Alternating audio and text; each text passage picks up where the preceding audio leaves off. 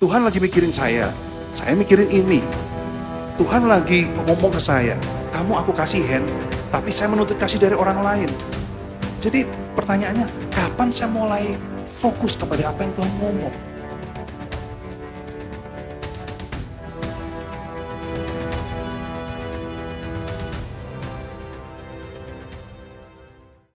Bagaimana kabar jiwa Anda pagi hari ini?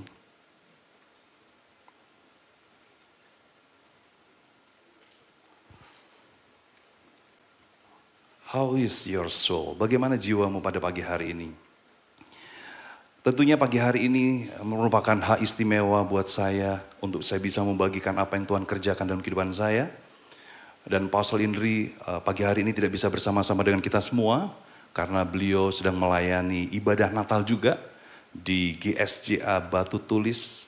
Kita berdoa biar firman Tuhan yang dibutuhkan untuk saat seperti ini. Amin.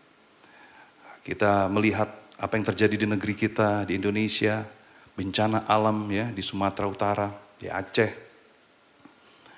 Dan itu terjadi juga di bulan Desember. Dan tentunya ada sesuatu yang Tuhan ingin kita semua di tempat ini untuk aware. Katakan aware, untuk menyadari bagaimana pada waktu kita mendengar berita tersebut atau melihat di sosial media, bagaimana perasaanmu, bagaimana perasaan Anda. Dan tentunya kalau semua Anda menanyakan saya, perasaan saya takut. Mungkin itu terjadi di tempat lain. Tapi bisa saja suddenly tiba-tiba terjadi dalam kehidupan kita. Makanya pelajaran apapun yang diajarkan di tempat ini oleh Apostle Indri mengenai emotional healthy spirituality, emotional healthy discipleship, emotional healthy relationship, itu semua untuk mempersiapkan Anda dan saya, betul? Tuhan tidak menanyakan apa yang kamu punya, apa yang kamu lakukan, atau di Natal ini dengan kesibukan apa yang kamu lakukan. Kamu tampil di depan mempersiapkan segala sesuatu. Tetapi satu pribadi namanya Yesus, kamu berada gak bersama dengan dia setiap hari? Atau itu hanya sekedar penampilan yang kita perlu tampilkan untuk orang lain melihat.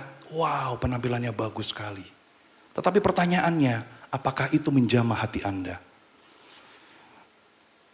Pada saat apa yang kita lakukan didasari dengan jiwa yang luka, dengan jiwa yang belum sembuh ya kita dalam proses. Tetapi hanya satu pribadi yang hanya bisa menyembuhkan sakit jiwa Anda. Amin. Makanya kan kenapa selalu menanyakan, how is it your soul? Bagaimana jiwa Anda pagi hari ini? Kalau semua kita lihat di bawah, di lantai GF, Anda bisa melihat gunung es. Kalau semua Anda melihat gunung es, apakah Anda sudah mengeksplorasi gunung es di bawah permukaan Anda? Apa yang membuat kamu senang? Apa yang membuat kamu sedih? Membuat kamu marah? Membuat kamu bersuka cita? Apa itu? Nah, kita perlu eksplorasi. Karena apa? Justru itu yang Tuhan lihat dalam kehidupan kita.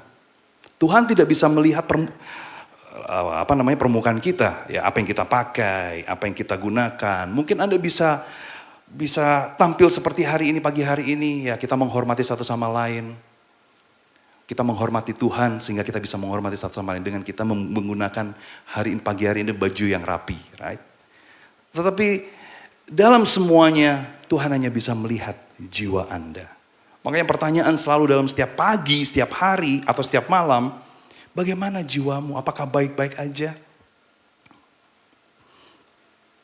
Apa yang terjadi yang kita belajar, bagaimana korelasi terhadap firman Tuhan? Ya, pagi hari ini saya membagikan firman Tuhan yang tentunya pada waktu saya melakukan day by day, Tuhan maksudnya engkau lahir di bumi ini dari Allah ya, Allah yang menciptakan langit dan bumi dan segala isinya. Dia menginkarnasi menjadi manusia, lahir di rahim seorang perawan namanya Maria. Terus pertanyaannya, kenapa engkau memilih Maria? Kenapa enggak memilih yang lain? Kan ada banyak wanita-wanita tempat itu. Kenapa milih dia? Nah itu kan pertanyaan kan? Anda mendengar kabar Maria. Tetapi pertanyaannya kenapa dia memilih Maria? Coba Anda buka, wah kenapa ya dia, apa sih latar belakang keluarga Maria? Nah kita perlu tahu, kenapa? Jadi kalau semua ada satu, kita kan istilahnya Natal ini kan mau menjadi satu momen yang sangat yang sangat berkesan, betul? Ada lagunya kemarin waktu di Bali si Sera nyanyi, Natal itu berkesan tanpa kehadiran Yesus. Karena apa? Dia memberikan kasihnya. Tetapi sometimes, saya juga sih ya, saya sadar akan diri saya, iya ya. Kadang-kadang saya Natal, saya tidak memperhatikan, tidak memperhatikan pribadi utama yang menjadi prioritas. Tapi kita memperhatikan acara, namanya acara Natal. Udahlah, kita all out semua, kita acara all out. Tapi waktu saya perhatikan ya, acara-acara saya cuma berdiam, saya melihat, saya berdiam. Iya ya. Apalagi waktu Natal saya nyanyi lagu I'm Making Room. Waktu saya nyanyi lagu, waktu saya belajar lagu itu, saya ulang-ulang, saya hafalin. Sampai lagu itu berbicara sama saya. Kamu membuat ruangan kan buat aku? Oh iya juga ya. Oh wow, amazing ya. Jadi makanya kenapa kok waktu saya memimpin pujian, setiap lagu itu coba kita nyanyikan ya. Waktu kita nyanyikan, coba pikiran Anda itu fokus dengan lagu yang kamu nyanyikan. Jangan fokus kita nyanyi lagu penasehat ajaib. Aduh gimana di rumah nanti ya. Allah yang perkasa. Aduh besok hari Senin ada banyak tantangan. Bapa yang kekal. Aduh besok ada hari ini. Raja damai. Sambutlah dia. Aduh gimana ya 1 minggu lagi. Aduh besok liburan asik banget nih. Yesus Tuhan. Itu saya Bapak Ibu Saudara sekalian. Saya tidak membilang Anda tapi itu saya. Karena apa yang saya bagikan itu kesaksian buat saya. Dan itu yang membuat saya, bahkan saya sampai WL tempat ini ya, saya memimpin pujian. Sampai pertanyaannya, kamu nyanyi buat aku gak sih? Sampai kayak gitu loh. Kamu bisa memimpin orang-orang dalam pujian penyembahan sama Tuhan. Tapi kamu sendiri bagaimana?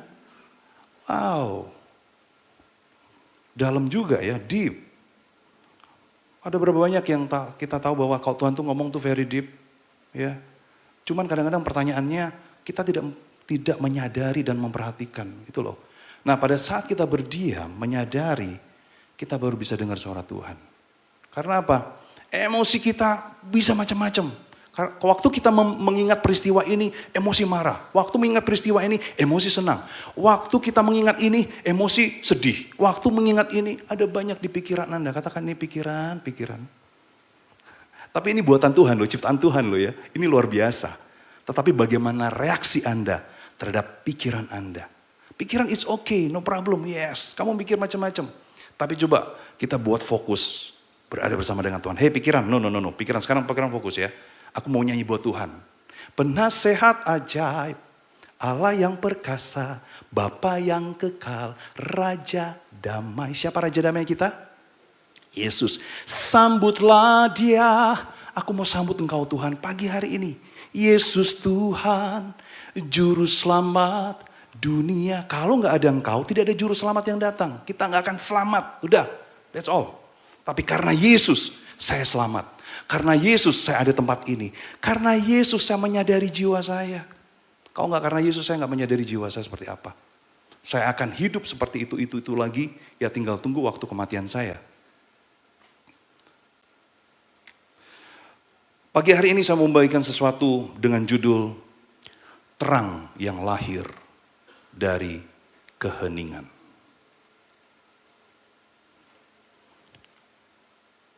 Kita membaca di satu firman Tuhan di Lukas 2 ya. Kita buka sama-sama.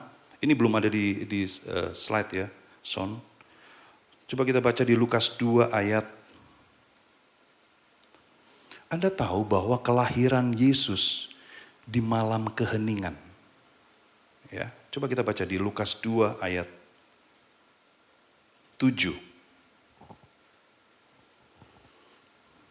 Kita baca sama-sama ya.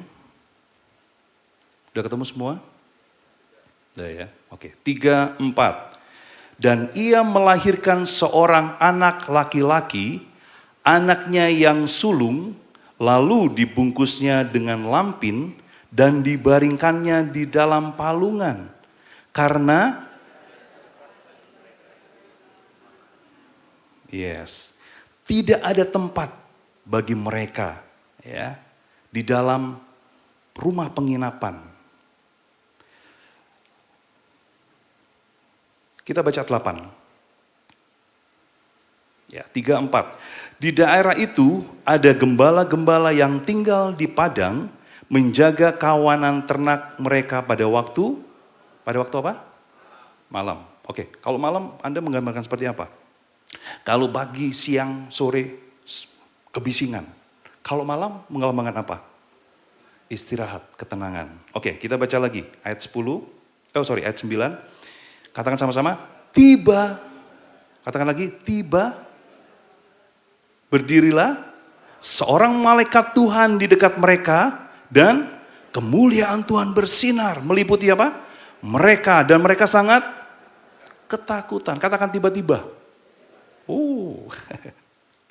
Tiba-tiba waktu tenang ya menggembalakan ini para gembala, menggembalakan domba. Jadi waktu kita baca firman ini coba kita mengimajinasikan Anda hadir di situ. Anda adalah seorang gembala. Malam tenang. Tentunya mungkin kawanan dombanya mungkin lagi istirahat tidur ya. Tiba-tiba ada apa? Berdirilah seorang malaikat Tuhan di dekat mereka dan kemuliaan Tuhan bersinar meliputi mereka. Sehingga mereka kayak ketakutan, kaget kan. Wow. Oke, ayat 10. Lalu kata malaikat itu kepada mereka, jangan takut. Sebab sesungguhnya aku memberitahukan kepadamu kesukaan besar. Untuk apa? Untuk seluruh? Untuk apa? Untuk Indonesia. Betul. Untuk tempat Anda, kota Anda. Dimanapun Anda berada. Untuk apa? Seluruh bangsa. Apa ayat 11? Hari ini telah lahir bagimu juru selamat. Yaitu Kristus Tuhan di kota Daud. Dan inilah tandanya bagimu. Nah, ada tanda kan? Apa? Kamu akan menjumpai seorang bayi dibungkus dengan lampin dan terbaring dalam palungan. Dan tiba-tiba tampaklah bersama-sama dengan malaikat itu sejumlah besar balai tentara sorga yang memuji Allah, katanya. Coba ayat 14 sama-sama katakan. Kemuliaan bagi Allah di tempat yang maha tinggi dan damai sejahtera di bumi di antara manusia yang berkenan kepadanya.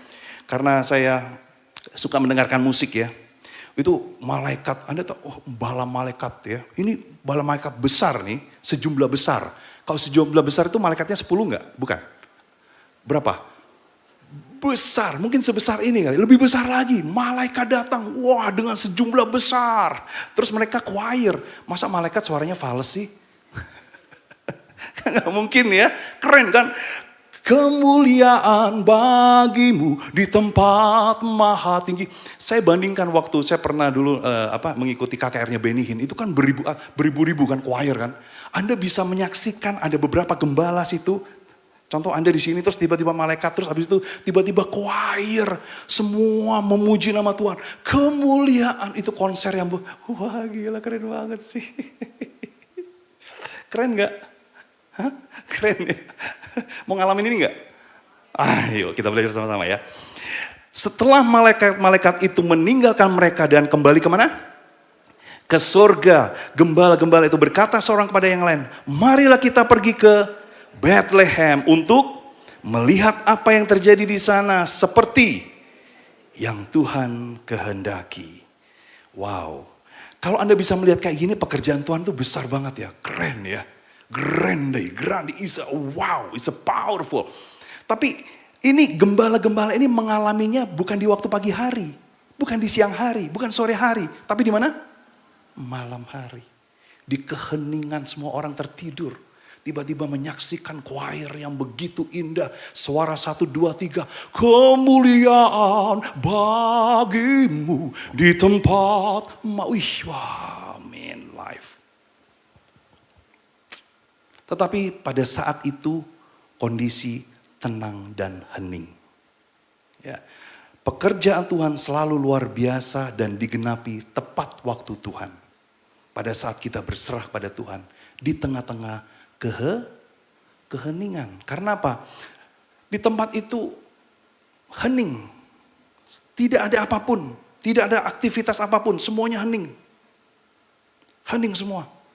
Begitu juga saya yakin pikiran pikiran dari para gembala juga ya rest ya. Karena udah seharian tuh menjaga gembala domba. Dia hening. Tiba-tiba, suddenly, wow. Itu, waduh.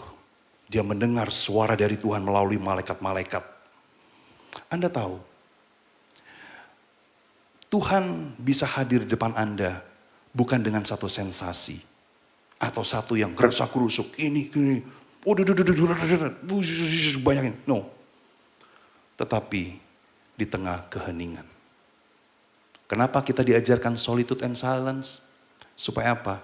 Kita bisa merasakan surga di bumi seperti di surga. Jangan ke surga dulu, kita perlu mengalami surga di bumi. Amin. Melalui apa? Just a simple silence and solitude. Kenapa kita berdiam? Waktu kita berdiam, ini saya juga melatih kok di pikiran. Karena ini kan perlu latihan ya, perlu training, don't trying. Apostle ini selalu mengatakan, this is training, katakan training. Jangan mencoba, tapi training, train your mind ya. Kita perlu mentraining pikiran kita. Pada saat berdiam, udah pikiranmu tuh diam, rest. Rest itu apa? Ya mungkin pasti banyak pikiran, saya juga pasti banyak pikiran, kok pikiran ini. Tapi saya mentraining, melatih pikiran saya fokus pada satu firman Tuhan.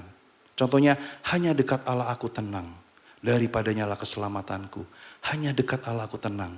Anda pikirkan terus, hanya dekat Allah aku tenang, jiwaku tenang. Kalau lagi mikirin ketakutan, tenang, jiwaku tenang. Pikirin terus. Itu perlu training, don't trying, jangan mencoba. Pakai kekuatan sendiri. Kalaupun pikiran kita kemana-mana, kita minta tolong Tuhan, tolong dong pikiranku ini kemana-mana ya. Gimana Tuhan? Itu juga karena kita hidup di dunia yang sangat ramai. Katakan ramai. Yes. Ramai oleh suara tuntutan. Ramai oleh target. Betul ya. Ramai oleh ekspektasi. Bahkan dalam pelayanan. Katakan ramai. Kalau nggak ramai nggak seru. Betul. Apalagi kalau semua orang-orang yang memiliki kepribadian apa sih yang suka orang banyak itu? Oh sanguin ya, sanguin. Thank you Kak Ruth. Apalagi orang sanguin kan, jadi dia ngecasnya itu justru kebanyakan orang, dia baru ngecas. Kalau saya introvert, saya justru kalau semua kebanyakan orang tuh buat saya kayak, aduh capek. Tapi kalau semua saya sendiri, saya ngecas. Tapi ada beberapa orang yang justru rame itu malah kayak ngecas. Kalau saya enggak, bukan gak suka rame-rame. Kalau semua rame itu kayak, aduh, terlalu. Kalau sendiri saya baru ngecas. Well, tapi intinya bukan mengenai satu kepribadian. Itu ramai tuntutan itu udah menjadi menjadi budaya. Ramai suara tuntutan, target kantor. Kalau semua apalagi ini kita mau mengakhiri di tahun 2025. Apakah target kamu sudah mencapai? Wow, semua. Terus ramai ekspektasi. Nah, ini dia. Sometimes orang ya kan, saya memiliki ekspektasi sama orang lain. Nah itu loh. Jadi rame gitu. Jadi kalau semua ekspektasi saya tidak terjadi di orang tersebut, saya kesel, saya marah. Ini rame, di dunia seperti ini, right? Saya ketemu siapa, saya ekspektasinya seperti apa. Jadi apalagi ketemu sama teman kantor, kita pasti punya ekspektasi. Nah ekspektasi yang tidak terjadi itu membuat kita kecewa, aduh sedih. Karena apa? Mungkin ekspektasi itu tidak disampaikan. Tapi nanti di pelajaran emotionally healthy relationship, itu akan diajarkan bagaimana kita stop mind reading, kita stop untuk membaca pikiran orang, tapi kita sampaikan. Ya, kita menyampaikan apa yang menjadi pikiran orang tersebut yang saya pikirkan. Jadi kita menyampaikan. Nah, waktu ekspektasi ini, waktu kita menyampaikan sama-sama, oh maksud kamu gini, oh maksud kamu gini. Nah, jadi nanti ada namanya agreement. Persetujuan, oke kita setuju ya, kita lakukan. Nah akibatnya apa? Ekspektasi saya terhadap dia tidak terlalu tinggi, tetapi sesuai dengan kemampuan dia. Akibatnya dia lakukan sesuai ekspektasi saya, yang lawan bicara saya melakukan apa yang ekspektasi dia. Jadi akibatnya apa? Tidak ada gesekan, tidak saling kecewa. Karena kita menyampaikan, nanti itu akan diajarkan di emotionally healthy relationship. Ya, makanya kita belajar emotionally healthy di situ. Nah saya kembali ke slide ya. Jadi kita hidup tuh ramai, semua ramai, bahkan di pelayanan pun. Saya juga bukan sometimes sih, kayaknya sering deh, mengekspektasikan seorang ngerjain ini, seorang ngerjain ini, tanpa saya ngomong. Jadi akibatnya, waktu dia tidak melakukan apa yang saya ekspektasikan, saya kecewa. Tapi saya pendem Bapak Ibu Saudara. Aduh ini gue ini ya. Itulah sisi saya. Jadi waktu kondisi seperti itu, aduh Tuhan, udah deh, aku coba melakukan seperti apa yang Daud lakukan deh.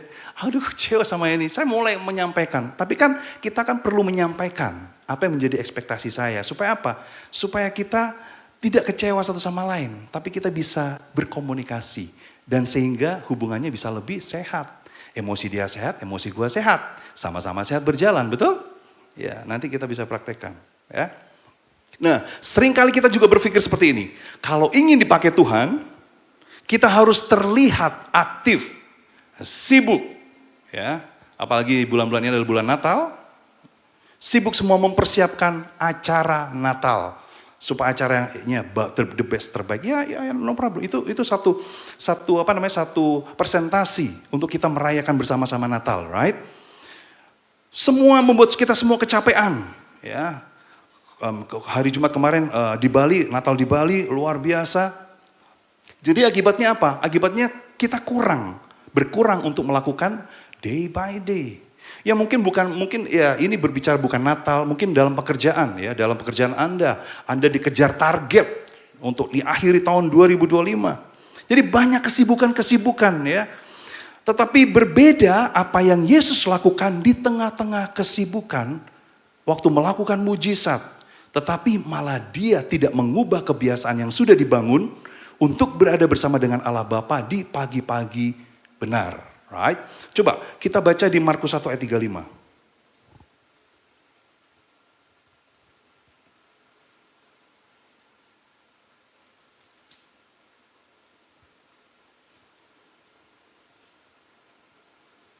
Kita buka di Markus 1 ayat 35.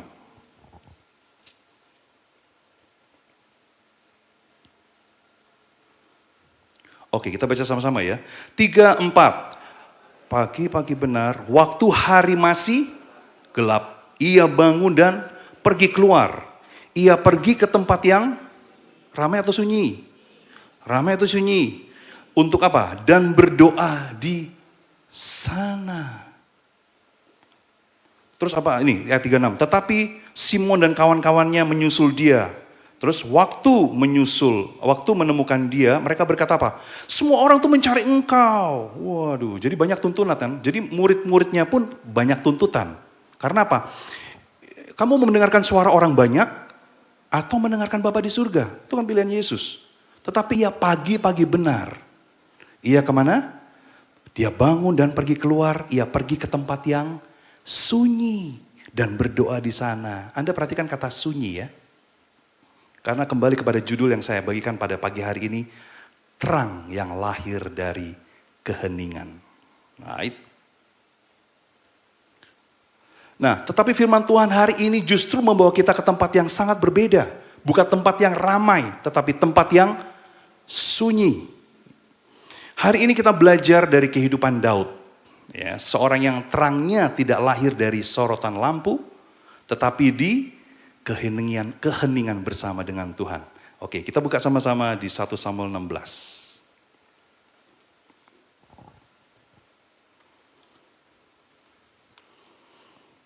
Kita belajar dari satu pribadi Daud ya.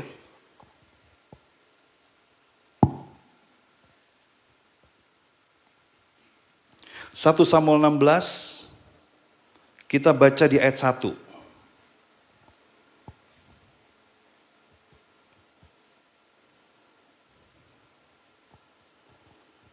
Oke, kita ketemu semua? Oke, kita baca sama-sama ya. 3, 4.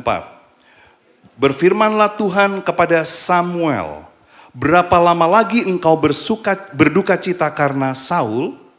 Bukankah ia telah kutolak sebagai raja atas Israel? Isilah tabung tandukmu dengan minyak dan pergilah.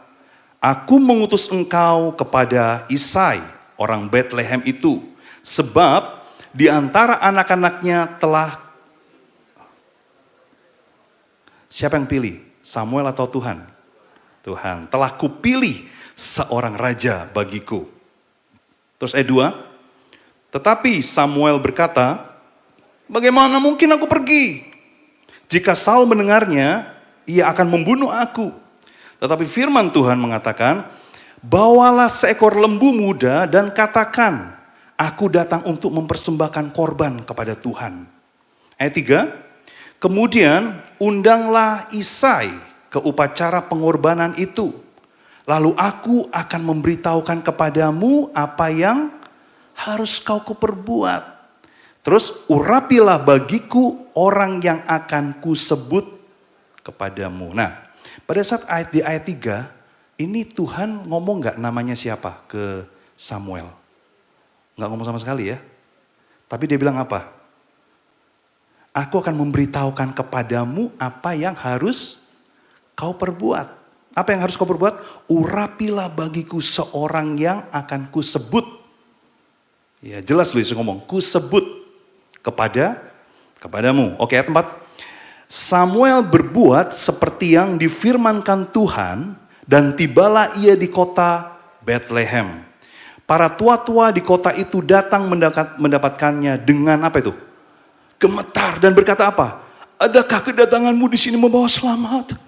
Kan kalau ngomong gemetar gitu kan ya? Atau adakah kedatanganmu di sini membawa selamat? Atau gitu. Atau adakah kedatanganmu di sini membawa selamat?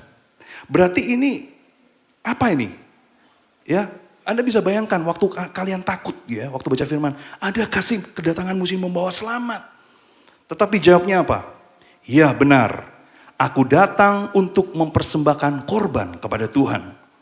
Kuduskanlah hari dirimu dan datanglah dengan daku ke upacara pengorbanan ini. Kemudian ia menguduskan Isai dan anak-anaknya yang laki-laki dan mengundang mereka ke upacara pengorbanan itu. Wow, Anda bisa baca di ayat 5 ya. Ini kan dia mengundang spesifik Isai, keluarganya dan anak laki-lakinya.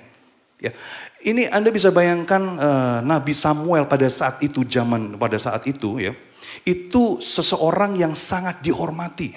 Jadi perkataannya itu ya namanya perkataan dari Tuhan ya, dan selalu terjadi. Jadi apapun yang dia lakukan, apapun yang dia kerjakan, itu orang tuh sangat wow, ada apa ini? Ada apa ini? Waduh, ada apa ini? Jadi membuat bahkan ini kan para tua-tua. Jadi tetua-tetua yang di kota itu gemeter loh. Ini ada apa lagi? Ada apa lagi? Nah, oke. Kita baca selanjutnya. Ayat 6. Ketika mereka itu masuk dan Samuel melihat siapa? Eliab. Lalu pikirnya Samuel apa? Sungguh di hadapan Tuhan. Sekarang berdiri yang diurapinya. Waduh. Ini kesan pertama memang begitu menggoda. Selanjutnya terserah Tuhan. Waktu dia melihat Eliab, wow. Dengan badan yang besar tentunya, right? Dan apa sih yang ini pikir ya, nggak ngomong. Apa? Pikir ya. Jadi setiap kata-kata kita perlu pahami ya. Ini bukan ngomong, dia pikir. Sungguh di hadapan Tuhan, sekarang berdiri yang diurapinya. Ya. Terus ayat 7. Tetapi berfirmanlah Tuhan kepada, apa firmannya Tuhan kepada Samuel? Janganlah pandang parasnya atau perawakan yang tinggi, sebab yang menolak siapa? Samuel atau Tuhan? Tuhan yang menolak. Sebab aku telah menolaknya. Bukan yang dilihat manusia. Yang dilihat Allah. Manusia melihat apa yang depan mata. Tetapi Tuhan melihat. Yes. Pagi hari ini Tuhan mau melihat hati Anda. Ya. Saya melihat Anda secara perawakan. Wow, keren-keren semua di sini. Tapi Tuhan melihat hati Anda. Mungkin Anda hari ini tersenyum, tetapi dalam hati Anda, aduh dekat lagi ini gimana, ini takut. Tuhan lihat. Ya, next ya. Lalu, ayat 8. Lalu Isai memanggil Abinadab dan menyuruhnya lewat di depan Samuel. Tetapi Samuel berkata, kalau ini ngomong atau dipikir? Hah? Samuel bicara atau dipikir? Kalau berkata apa? Ngomong, jadi nggak dipikir. Kalau yang awal dipikir, right? Kalau ini dia ngomong. Nah, kalau semua dia ngomong, yang dengar siapa? Hah? Yang dengar Abinadab doang apa seluruh tua-tua sama seluruh anak-anaknya? Oke. Dengar kan suara. Anda bisa bayangin bagaimana perasaan Isai, papanya. Bagaimana perasaan kakak-kakak yang lain. Aduh, terus yang mana dong? Dakduk, dakduk, dakduk. Teng ieng, siapa ini? Oke, lanjut lagi. Kemudian Isai menyuruh, ayat 9 ya. Kemudian Isai menyuruh Syama lewat. Tetapi Samuel ngomong lagi atau pikir lagi? Ngomong apa? Gimana ya? Anda bisa bayangkan gak sih? Anda diundang oleh Presiden Prabowo. Wah, contoh kita di Indonesia Presiden Prabowo. Prabowo akan memilih yang akan menggantikan dia, contoh. Anda kan pasti persiapan semuanya ya. Anak-anaknya pun pasti akan, saya mau jahitin anak saya di jas, ya jas terkenal deh. Apa ya, kamu. Terus wah outfitnya diperhatikan. Wih udah, terus wajah di make up. Kayak saya pagi hari ini. Jadi semua dipersiapkan. Ayahnya bangga dong ya, melihat 6 anak itu, anaknya 7 sih. Tapi pada saat itu kan ditontonkan kan 6 anak. 6 anak semua. Sebelum kedatangan dari Nabi Samuel, Isai kan pasti gini, wah anak-anakku hebat-hebat, wih keren-keren, ini layak ditampilkan. Si Nabi Samuel datang. Tuh Anda lihat kan, berkata satu persatu, ini pun gak dipilih Tuhan. Terus sampai ke-6, anak ke-6, tidak dipilih Tuhan. Bagaimana perasaannya Isai? Seorang ayah. Di sini ada bapak-bapak. Ada dong ya bapak-bapak ya. Ini coba Anda mengimajinasikan anak Anda. Keren semua. Ini anaknya siapa namanya? Isai ini kan semua kan tentara terlatih. Which is kayak Indonesia ini pas pampres Indonesia. Mereka semua badannya. Wah ada 6 pack. 7 pack. Enggak 7 pack. 6 pack. 6. Only 6. Semuanya bagus semua. Keren semua. Kuat semua. Ya, tetapi itu tidak dipilih Tuhan. Aduh, sebagai ayah pasti, aduh, kecewa gak sih Bapak Ibu Saudara sekalian? Kecewa ya. Apalagi seorang mami yang membesarkan anak. Aduh anak-anakku gak dipilih semua loh, gimana Tuhan. Oke, kita lanjut. Lalu ayat 11 ya, ayat 11. Lalu Samuel berkata kepada Isai, apa pertanyaan Samuel kepada Isai? Ini anakmu semua gak sih? Anda tahu, Nabi Isa sampai tanya loh, ini anakmu semua gak sih? Ini apa-apaan? Maksudnya kok Tuhan kok gak milih semua ya? Siapa yang aku memilih? Anda tahu kondisi emosinya Nabi Samuel pada saat itu, ini gak terpilih semua loh ini. Ini apa sih? Ini maksudnya Tuhan apa? Tuhan membohongin saya. Sampai dia tanya loh, Isai, ini apakah ini semua anakmu semua? Tapi jawab Isai apa? Coba kita bersama-sama. Jawabnya, masih tinggal yang bungsu. Tetapi dia apa? Sedang mengembalakan kambing domba. Aduh, terus selanjutnya. Kata Samuel, nah di sini juga ada namanya Samuel ya, yang namanya Samuel. Oke, lanjut. Tunggu, bentar ya Bapak Ibu Saudara sekalian ya.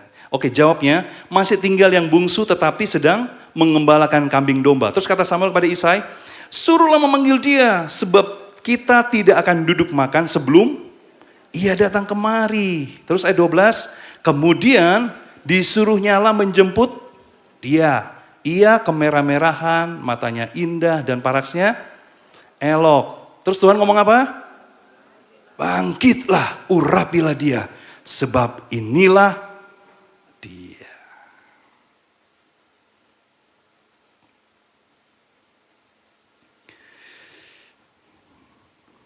Pada waktu di firman Tuhan, ketika semua anak Isai sudah lewat dan tidak satu pun yang Samuel berkata, masih ada anak lain. Masih tinggal satu bungsu. Anda tahu dengan kondisi seperti itu, bagaimana perasaan Daud? Ya. Daud itu tidak dianggap. Apakah Daud tahu akan kedatangan seorang nabi? Menurut Anda tahu nggak? Hah? Ada yang tahu, ada yang enggak. Tapi menurut saya tahu. Karena apa? Isai pasti sudah mempersiapkan jauh-jauh hari. Persiapan semuanya. Tetapi si Daud, udah kamu gembalakan deh kambing dombaku. Bagaimana kalau semua seorang anak yang tidak diingini? Udah deh, kamu gak termasuk dalam acaranya papa. Kamu gembalakan domba. Gimana perasaannya Daud? Daud bahkan tidak dianggap perlu dipanggil. Ia di padang, ia sendirian. Ia gak terlihat loh Bapak Ibu Saudara sekalian. Saya berdoa mungkin kondisi Anda saat ini seperti Daud. Anda tertolak dari orang tua Anda, tidak dianggap. Ketertolakan ini macam-macam ya Bapak Ibu Saudara sekalian ya. Kita memang lahir dari keluarga yang tidak sempurna, betul? Karena dosa. Tetapi ketertolakan macam-macam. Ada mungkin orang tua yang menolak anaknya, atau anaknya menolak orang tuanya. Macam-macam. Tapi saya mau, semoga firman Tuhan ini bisa menginsafkan kita semua. Ya, bagaimana Tuhan tidak memandang apa yang Anda kerjakan, Anda yang lakukan. No. Daud, ia di padang, ia sendirian loh, tidak terlihat. Tetapi, namun justru di sanalah Daud dibentuk. Di padang itulah Daud belajar menyembah Tuhan. Di padang itulah, di tempat tersendirinya dia menuliskan mazmur. Daud jujur dengan perasaannya. Dia takut, dia marah, dia sedih, dan dia berharap. Berharapnya apa? Ya aku jadi bagian dong dalam keluarga itu dong. Aku jadi bagian yang di etalase, dipertontonkan sama orang tuanya gitu loh. 6 anak kan kurang 1, kayak orang tua kayak kurang 1 kayak gimana sih? Masa gak ada perasaan sih papa? Aduh, dia mengembalkan domba. Tapi justru itu yang dicari Tuhan. Daud tidak menyembunyikan emosinya di hadapan Tuhan. Dia mencurahkan semua perasaannya ke Tuhan. Ya, kalau semua kita baca di Mazmur 62 ayat 9. Ia membawanya semua perasaan masuk ke hadirat Tuhan. Di tempat yang tersembunyi, tidak semua dilihat. Seperti Petrus Kasih mengajarkan, keheningan dan kesendirian adalah tungku tempat Tuhan membentuk kita. Keheningan bukan tanda ditinggalkan Tuhan. Keheningan adalah rahim tempat Tuhan melahirkan terang. Amin. Ketika Daud datang, Tuhan berkata, bangkitlah, urapilah dia, sebab inilah dia. Right. Nah sejak hari itu di 1 Samuel 16 ayat 13. Sejak hari itu dan seterusnya berkuasalah roh Tuhan atas Daud. Karena apa? Ini orang yang dipilih Tuhan. Orang yang dipilih Tuhan di tengah-tengah keramaian, di tengah-tengah pertontonan, atau di tengah-tengah keheningan. Satu tempat yang mungkin itu tidak disukai manusia. Tetapi Daud dibentuk oleh Tuhan di tempat keheningan. Saya nggak tahu tempat keheningan Anda di mana. Di kamar Anda, well, go ahead. Dimanapun tempatnya. Karena apa? Di situ cuma Anda dan Tuhan aja. Untuk hadir bersama dengan Tuhan. Ya. Kita perhatikan, Daud pada saat itu belum menjadi raja. Belum masuk istana. Belum memimpin bangsa. Tetapi, nah ini kata tetapi, hatinya sudah siap. Karena apa? Daud memiliki teralis hadir berada bersama dengan Tuhan. Meskipun walaupun Anda rame, tapi kadang-kadang juga, bukan kadang-kadang sih ya. Kita bisa rame di depan banyak orang, tapi yet kita kesepian. Ya betul? Kita bisa rame di tengah-tengah pesta pora, makan-makan. Yet di dalam kita kesepian. Nah itu loh. Yesus sendiri memberikan teladan yang sama. Sebelum pelayanan besar yang Yesus alami, Yesus sering menarik diri ke tempat yang sunyi untuk berdoa. Kenapa sih? Itu tempat bersama dengan Yesus. Untuk bisa mendahului bekerja bagi Yesus. Di dalam keheningan, kita bisa menerima kasih-Nya. Coba kita buka di Yesaya 49 ya.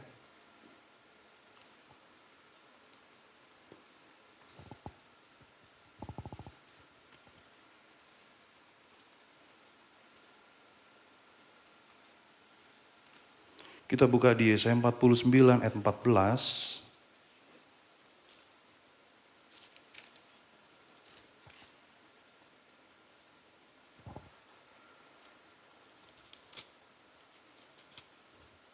Yesaya 49 ayat 14 sampai 16 ya. Kita baca sama-sama ya. Udah ketemu semuanya? Udah ya. Yuk kita baca sama-sama. Sion berkata, Tuhan telah meninggalkan aku dan Tuhanku telah melupakan aku. Ayat 15. Dapatkah seorang perempuan melupakan bayinya sehingga ia tidak menyayangi anak dari kandungannya? Sekalipun dia melupakannya, aku tidak akan melupakan engkau. Terus ayat 16, lihat, aku telah melukiskan engkau di telapak tanganku. Tembok-tembokmu tetap di ruang mataku. Jadi pada saat saya baca buku ini, iya ya Tuhan ya, sekalipun manusia menolak saya. Ya kadang-kadang kita tuh, kadang-kadang kita kayak menerima penolakan, tapi orang lain itu kayak contohnya kayak menyapa ya, kayak menyapa. Kita mau nyapa, tiba-tiba orang tuh langsung keluar gitu, cepat gitu. Kita mau nyapa gini, kita tertolak nggak? Saya sih tertolak. Ya gila, ya langsung gini. Pakai topeng kan gitu. Nggak jadi takut dilihat orang jadi gini. Terus ada yang hey dipanggil. Terus orang panggil gitu ya, orang panggil. Terus habis itu kita nggak cuma mungkin gini doang. Terus habis itu kan kita nggak tahu kalau semua orang itu mungkin ada kesibukan yang lain yang perlu cepet ya. Tapi saking jiwa kita begitu sensitifnya, aduh tertolak. Terus langsung kita bilang ngomongan sama orang lain. Itu orang tuh sombong tuh sama gua itu, dia nggak nyapa gua si orang.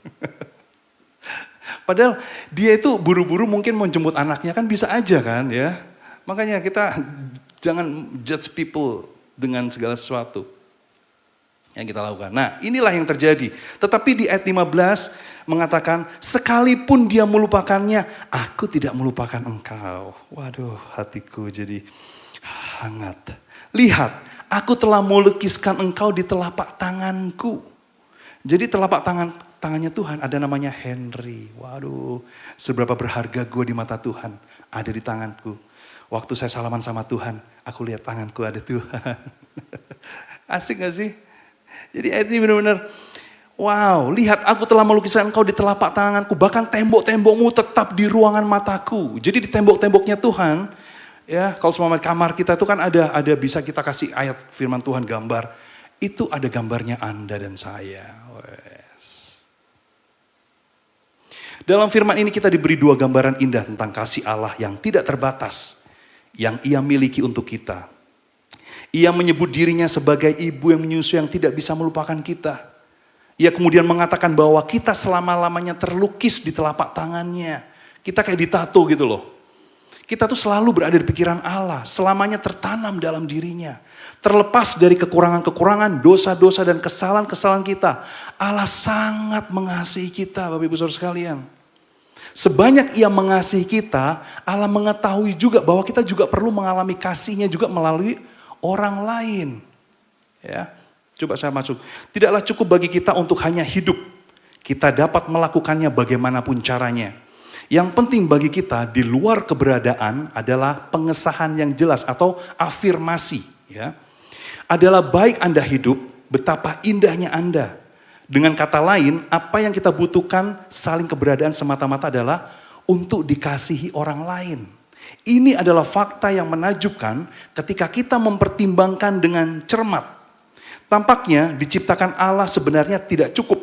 Ya. Fakta penciptaan membutuhkan kelanjutan dan kesempurnaan oleh kuasa penciptaan kasih manusia.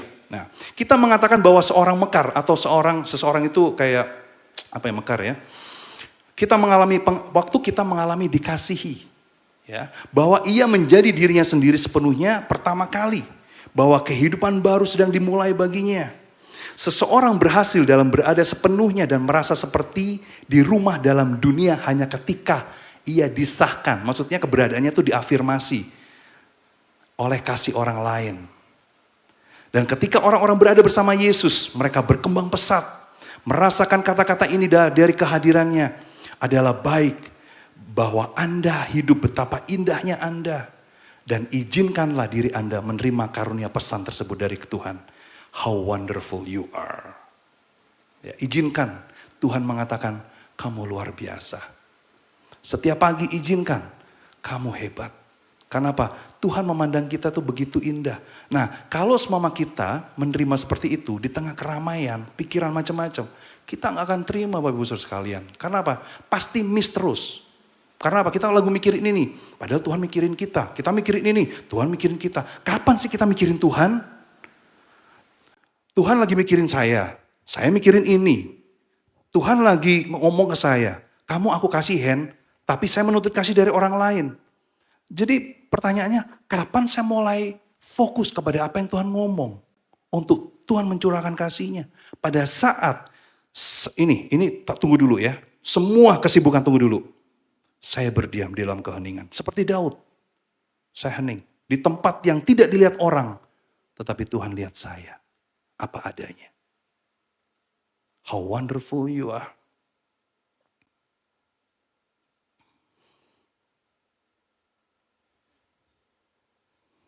Oke, kita lanjut ya Bapak Ibu Saudara sekalian. Kita masuk ke tantangan melakukan dan berada bersama. Di poin ke-6. Kita belajar lagi dari satu pribadi yang di firman Tuhan. Ya, melalui firman Tuhan. Coba kita pikirkan ini. Bagaimana saya bisa bersekutu dengan orang lain ketika saya sendiri tidak bersekutu dengan diri saya sendiri? Bagaimana saya bisa berada dalam sebuah relasi yang sehat bersama orang lain ketika saya tidak berada dalam sebuah relasi yang sehat dengan diri sendiri? Bagaimana saya bisa berada dalam relasi yang intim bersama orang lain ketika saya tidak intim dengan diri sendiri? Tantangan melakukan versus berada bersama dalam kehidupan rohani ini bukanlah tantangan baru. Juga bukan hanya terjadi pada para pemimpin di dunia pelayanan. Tantangan ini sama kunonya dengan kitab suci sendiri, terutama dari kisah terkenal tentang Maria dan Marta. Anda tahu ya pelayan ini ya? Oke, kita coba deh. Kita buka di Lukas 10.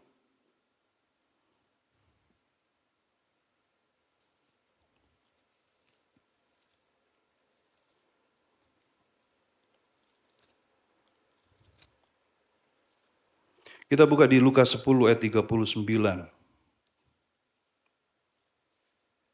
Nah ini sangat terkenal ya, ayat ini ya. Kita baca ayat 38 sampai 42. Udah ketemu semuanya? Oke, kita baca sama-sama ya. 3, 4. Ketika Yesus dan murid-muridnya dalam perjalanan, tibalah ia di sebuah kampung. Seorang perempuan yang bernama Marta menerima dia di rumahnya. Ayat 39. Perempuan itu mempunyai seorang saudara yang bernama Maria. Maria ini duduk dekat kaki Tuhan dan terus mendengarkan perkataannya. Sedang Marta sibuk sekali melayani. Ia mendekati Yesus dan berkata, Tuhan, tidakkah engkau peduli bahwa saudaraku membiarkan aku melayani seorang diri? Suruhlah dia membantu aku. Ya tentunya waktu di ayat 40 nih ya, sedang Marta sibuk sekali melayani dan dia mendekati Yesus dan berkata, nah kalau semua Anda baca ini ya, Tuhan, ini perkataannya, intonasinya, Tuhan, tidakkah engkau peduli bahwa saudaraku membiarkan aku melayani seorang diri? Suruh dong dia membantu aku, gitu? Atau gimana? Atau komplain? Tuhan, kamu kok gak peduli sih? Ini loh saudaraku membiarkan aku sendiri melayani. Suruh dong dia tuh bantu aku. Atau gimana? Yang mana? Pertama, kedua? Iya, karena itu saya Bapak Ibu sekalian. Jadi saya bisa melihat, aduh, sampai saya keselnya, sampai saya suruh orang lain ngomong, bukan langsung ngomong ke orang yang langsung gitu ya. Biar orang lain aja yang ngomong deh, gue komplain sama dia. Itu Marta. Tapi Maria apa?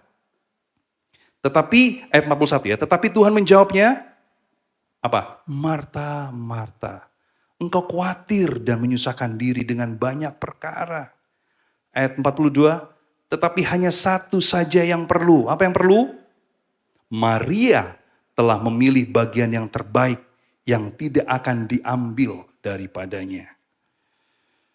Kalau semua kita membaca ayat ini ya, kita korelasikan dengan kehidupan Anda dan saya. Kebanyakan orang memilih yang mana? Presentasi. Marta atau Maria? Jujur. Yang mana? Yang mana? Nah, gitu ya. Saya suka orang jujur. Marta ya. Jadi komplain gitu ya. Gue nih udah kerja, gue nih udah kerjain semuanya. Tapi lebih ini ya kalau semua kita ngomongnya tuh dalam hati. Terus tiba-tiba orang yang tadi gua yang kita komplain tuh minta suruh, kita nggak ngomong negur gitu loh. Tapi sikap tubuh itu sangat mengaruh. Oh, dia nggak suka sama gua. Gitu. Nah inilah. Itu kan kelihatan dari sikap. Ya kebanyakan kita Marta. Saya pun Marta. Nah kita buka di sini. Perempuan itu, Marta, mempunyai saudara yang bernama Maria. Maria duduk dekat kaki Tuhan. Oke, kita lanjut ya. Marta secara aktif melayani Yesus, tetapi dia mengabaikan Yesus. Kehidupan Marta di saat itu ditentukan oleh kegiatan, oleh apa yang harus dilakukan. Oleh berbagai macam tekanan dan gangguan. Dan kesetiaan Marta terhadap kegiatannya telah memutuskan hubungan kasih dia dengan Yesus. Bahkan, masalah Marta melampaui kesibukan dia yang sementara itu. Kehidupan Marta sendiri tidak memiliki pusat dan terpecah belah. Saya curiga meskipun Marta memakai waktu untuk duduk dekat di kaki Yesus, tetapi dia tetap akan terganggu. Dia akan gelisah, mudah tersinggung, dan cemas. Salah satu tanda paling meyakinkan bahwa kehidupan Marta sedang tidak beres adalah fakta bahwa dia bisa menyuruh siapa? Yesus. Waduh, Yesus itu pun diminta suruh loh. Suruhlah dia membantu aku. Saking komplainnya. Begitu ya kalau semua orang yang komplain ya terhadap seseorang yang tidak sampaikan, itu loh, aduh gimana sih. Jadi akibatnya orang yang kita komplainin, iya kalau semua dia emosinya sehat ya. Kalau semua nggak sehat kan dia nanti akan menjelekkan yang satunya. Contohnya nih, saya A, dia B, ini C ya. Jadi saya tuh lagi komplain terhadap si A. Saya komplain ke B. Saya komplain ke ke C. Nah akibatnya kalau semua si C ini dia emosinya sehat atau dia bisa cuma mendengarkan, oh it's okay. Tapi kalau semua dia emosinya juga kepahitan sama yang ini, wah kepahitannya malah double nih si C ini sama si B. Jadi bagaimana kita hidup disakiti, wow. Nggak ada kasih Tuhan. Kasihan. Ya. Tapi sebaliknya, Maria aktif dengan cara yang berbeda. Maria duduk di kaki Yesus dan mendengarkan Yesus. Katakan mendengarkan. Lagi mendengarkan. Maria berfokus pada bersama dengan Yesus. Menikmati persekutuan dengan dia. Mengasihi dia. Maria mendengar, terbuka, menikmati kehadiran Yesus. Maria terlibat dalam menurunkan tempo hidup yang rohani, memprioritaskan bersama dengan Yesus daripada melakukan bagi Yesus. Maria memiliki satu pusat yang menarik dia, yaitu Yesus. Saya curiga jika Maria harus berdiri membantu banyak urusan rumah tangga saat itu. Dia tidak akan dibuat cemas atau kesal oleh berbagai persiapan yang sama yang telah mengganggu saudara perempuannya. Mengapa? Karena dia memperlambat tempo hidupnya untuk bisa berfokus pada Yesus dan membuat Yesus sebagai pusat hidupnya. Dan ini adalah pilihan yang lebih baik dibuat Maria. Nah, dari dua yang saya bagikan pada pagi dan siang hari ini melalui Daud, Marta dan Maria. Kita posisi ya. Posisi itu kalau semua ada timbangan, oke. Posisi timbangan itu seperti apa? Apakah kita lebih berat ke melakukan bagi Yesus tapi tidak berada bersama dengan Yesus? Sehingga di sisi sebelah sini berada bersama dengan Yesusnya itu sedikit. Tetapi melakukannya itu lebih banyak. Nah ini pertanyaan buat kita semua. Kita tuh yang mana? Apakah Anda pertanyaannya di 2026 nanti membuat satu perubahan? Ini akhir di bulan Desember 2025. Kita akan memasuki 2026. Tuhan sedang mencari orang yang jiwanya tenang. Katakan jiwa yang tenang. Yes. Di 2026 akan banyak peristiwa-peristiwa yang terjadi. Betul? Kita nggak tahu 2026 akan terjadi. Bencana alam pasti akan terjadi. Tetapi pertanyaannya, apakah jiwa Anda tenang di tempat yang tenang bersama dengan Tuhan? Atau justru jiwa saya luka. Sehingga apa? Sehingga kita bisa bereaksi terhadap bencana ini. Kita gampang emosi, gampang menyakitin orang, gampang ini. Akibatnya jiwa kita akan hancur. Oleh karena itu, mari kita mau jujur di hadapan Tuhan. Di minggu ini, tanggal 21 Desember tahun 2025. Pertanyaannya, kapan terakhir kita benar-benar diam di hadapan Tuhan? Apakah kita lebih nyaman sibuk melayani daripada kehadiran Tuhan? Emosi apa yang selama ini kita tekan agar terlihat kuat dan rohani? Tuhan tidak sedang mencari orang yang paling sibuk, tapi Tuhan mencari orang yang hatinya terbuka. Jika kita ingin terang Tuhan nyata dalam hidup kita, kita harus berani masuk ke heningan bersamanya. Jangan takut ketika Tuhan bawa kita ke tempat sunyi. Jangan panik hidup kita ketika tidak terasa terlihat. Karena seringkali terang terbesar lahir bukan di tengah sorak-sorai, tetapi di tengah keheningan. Mari kita datang kepada Tuhan bukan untuk melakukan sesuatu baginya, tetapi untuk tinggal bersamanya. Dan dari sanalah Tuhan akan melahirkan terang yang akan Ia nyatakan pada waktunya. Amin. Ada berapa banyak yang kita mau terang Tuhan terbit di dalam kita semua pagi hari ini? Yes, kita semua, right? Tetapi respon kita untuk berada bersama dengan Tuhan. Jadi berada bersama dengan Tuhan itu porsinya lebih besar daripada kita melakukan bagi Tuhan. Kita bisa melakukan solitude and silence dimanapun dan jam berapapun kita ada. Kenapa sih kita melakukan seperti itu? Untuk menguatkan jiwa kita untuk berada bersama dengan Tuhan. Karena Tuhan adalah kekuatan kita semua, amin. Saya mau kita tundukkan kepala.